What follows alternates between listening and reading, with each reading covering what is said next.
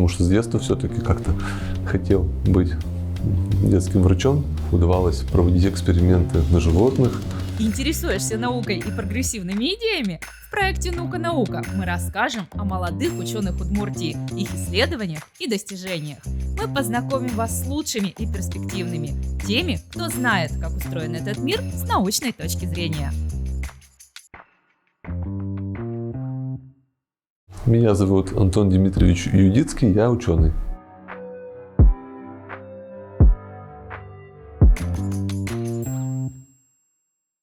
Я начал наукой заниматься еще со студенчества, со второго курса медицинской академии, когда я в течение 5 лет активно занимался в научном кружке на кафедре нормальной физиологии, на которой мне удавалось проводить эксперименты на животных, на крысах, на мышах. Я все-таки, когда закончил медицинский вуз, я решил поступить в аспирантуру. Я выбрал педиатрию, потому что с детства все-таки как-то хотел быть детским врачом.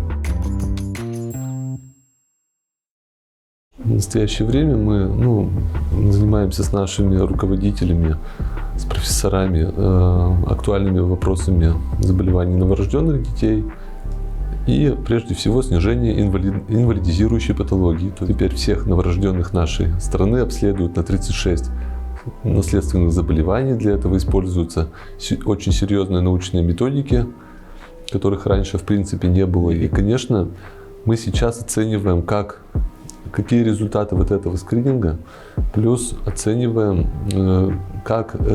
какие нужны еще предложить методы, особенно у недоношенных детей, для более точной постановки диагноза.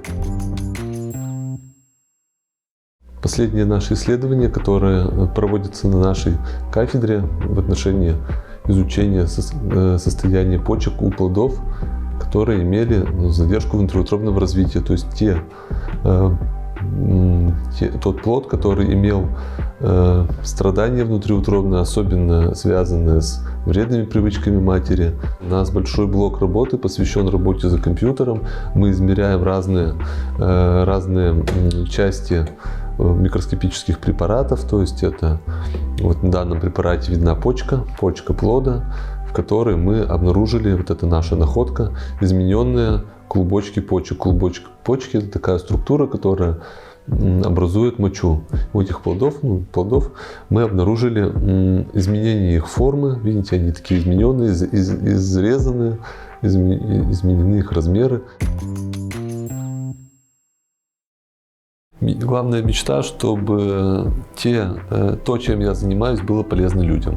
Чтобы это не осталось где-то в шкафчике, лежать в виде документов, чтобы это реально несло практическую помощь. А в нашем случае это, чтобы и дети меньше болели, и чтобы больше у нас было эффективных методов лечения, которые бы излечивали болезни полностью.